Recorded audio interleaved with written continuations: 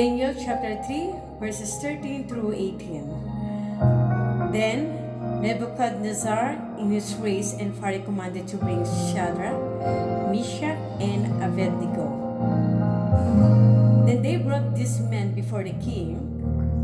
Nebuchadnezzar spoke and said unto them, It is true, O Shadrach, Meshach, and Abednego, do not you serve my gods, nor worship the golden image which I have set up.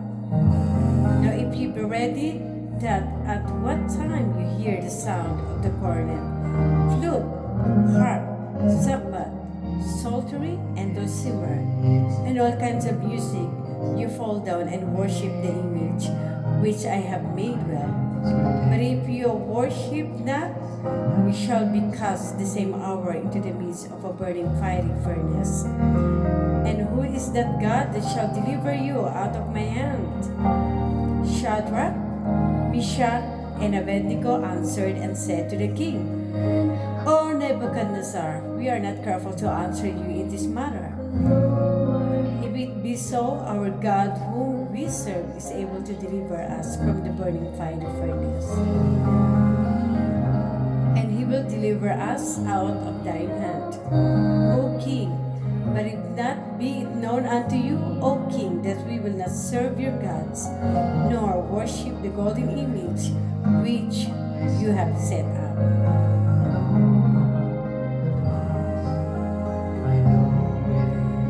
Rage and fury commanded to bring.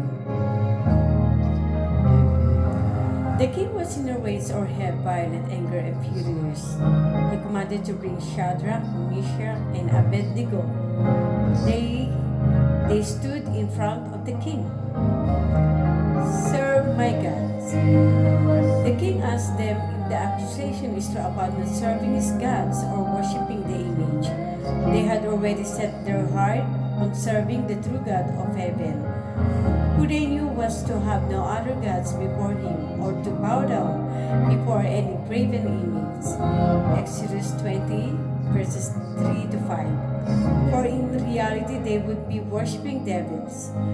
Deuteronomy chapter 32, verses 15 through 17. This they would not do. If ye be ready, worship not. Nebuchadnezzar, trying to save face, remarkably gives them another chance to submit to his authority. He also reminds them that if they do not comply with his demands, they will be thrown into the burning fiery furnace, showing that it is not a matter of conscience, but a dictation on who you will worship. This was done by force, namely the death penalty. Is that God that shall deliver you out of my hand? How defiant and arrogant is the question posed by Nebuchadnezzar? He basically states that he knows of no God that can deliver them from the sure death of the furnace. In saying this, he openly admits that not even his gods could deliver them, and that there is not a God alive that can. We are not careful to answer. The reply to the king was straight to the point and not one of trying to get on the king's good side through an eloquent style of speech.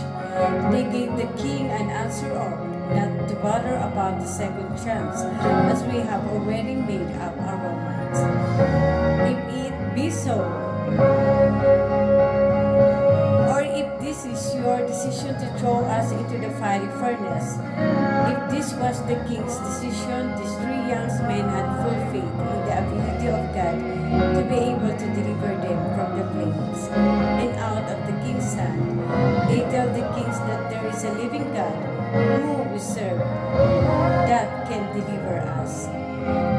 But if not, even if the Lord was not to deliver them, they were content to have their lives cease obeying God than live in obeying man. Perfect peace and everlasting strength, even in the face of death, was within their minds because they had perfect trust in the Lord and set their faces likely to obey God rather than man. Isaiah 26, verses 3 to 4. Isaiah chapter 50, verse 7, and Acts chapter 5, verse 29. They